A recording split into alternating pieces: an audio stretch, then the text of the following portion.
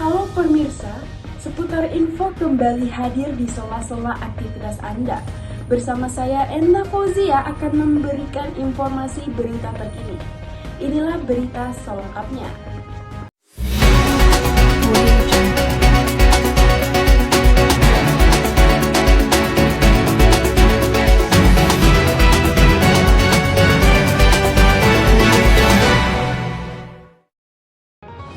Harga sejumlah komoditas di Pasar Sanggan Aji Dilayas, Kabupaten Berau masih terpantau mengalami kenaikan harga. Dinas Pangan Kabupaten Berau mencatat pergerakan harga kebutuhan pokok di Pasar Sanggan Aji Dilayas pada minggu awal bulan Oktober 2025. Pasar Sanggam Aji Dilayas yang berada di Kelurahan Rinding, Kecamatan Teluk Bayur, Kabupaten Berau pernah dinobatkan sebagai pasar tradisional terbaik. Kini terjadi kenaikan harga pada awal bulan Oktober 2025. Harga beberapa sembako di Pasar Sanggam Aji Dilayas, Berau mengalami kenaikan pada awal bulan ini.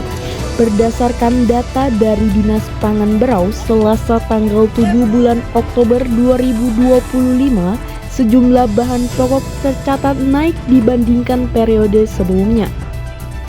Kenaikan paling mencolok terjadi pada bahan dapur, seperti bawang merah dengan harga Rp45.000 dari sebelumnya Rp40.000 per kilogram.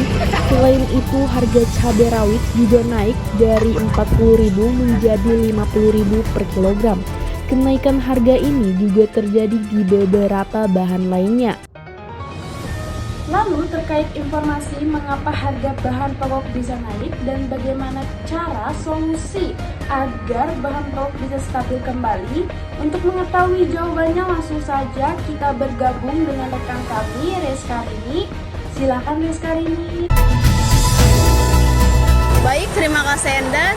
Dengan saya Reskarini, saya akan menyaring beberapa informasi dari beberapa narasumber yang terkait kenaikan harga yang berada di Pasar Aji Dilayas, Kabupaten Berau, Kalimantan Timur.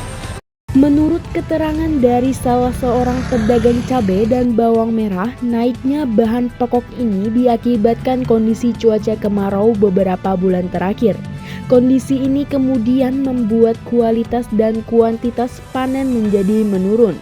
Alhasil harga di pasaran pun meningkat. Baik, dengan saya sendiri, sekarang saya akan mewawancarai seorang pedagang cabai dan bawang merah. Dengan Bapak siapa? Pak Ali Rasya. Di sini saya mau nanya nih, bagaimana Bapak menjelaskan tentang kenaikan harga tersebut? Apakah ada faktor lain yang menyebabkan kenaikan harga tersebut? Jadi kemarin itu kan ada musim kemarau, tanaman beberapa ada yang kering, jadinya banyak yang gagal panen. Itu yang membuat beberapa bahan pokok jadi naik gitu. Apakah ini salah satu faktor utama yang menyebabkan naiknya harga bahan pokok? Ya betul, ini salah satunya.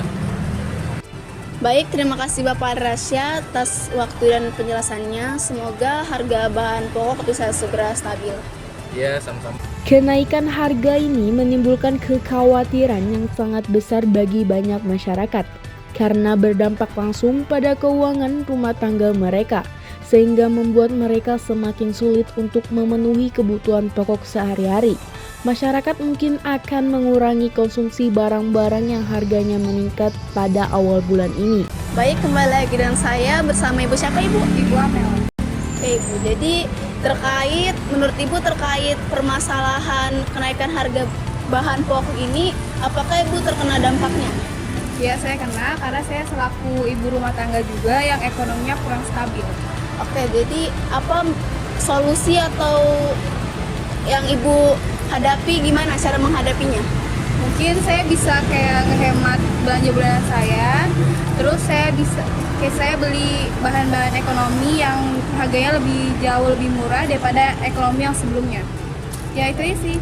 Baik, terima kasih Bu Amel atas waktu dan kesediaannya untuk berbagi informasi. Semoga keadaan bisa jauh lebih membaik. Iya. Baik, Selanjutnya saya akan menambahkan siaran langsung dari Kepala Daerah Kabupaten Berau terkait kenaikan harga bahan pokok ini. Baik, dengan Bapak Anggara selaku Kepala Daerah di Kabupaten Berau. Dari situasi ini Bapak, apa yang akan dilakukan pemerintah untuk mengatasi permasalahan ini? Ya, baik, saya memahami kekhawatiran masyarakat sekarang terkait hal ini. Saya memastikan untuk kepada pemerintah untuk melakukan operasi dengan menambahkan subsidi untuk menstabilkan harga pasar dan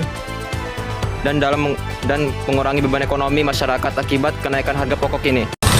Oke, baik Bapak, apakah strategi tersebut cukup efektif?